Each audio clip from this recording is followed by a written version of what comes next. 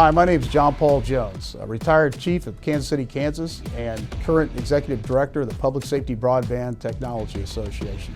When we see these disciplines get excited when they come to the Vision Summit because they're seeing these new and emerging technologies and they make application with them and they take that back to their agencies.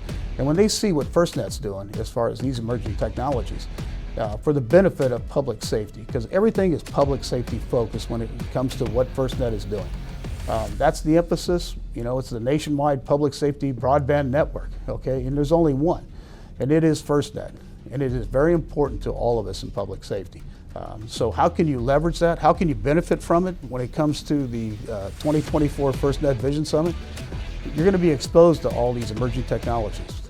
This is what's going to really help us save lives, because these technologies are going to be vital in it. How to learn more about it, how to be exposed to it, how to leverage FirstNet for your agency or within public safety, come to the 2024 FirstNet Vision Summit. Hey, this is John Paul Jones, Executive Director of the PSBTA, and I'm really looking forward to seeing you at the 2024 FirstNet Vision Summit in Las Vegas, Nevada, October 7th through 10th. See you there.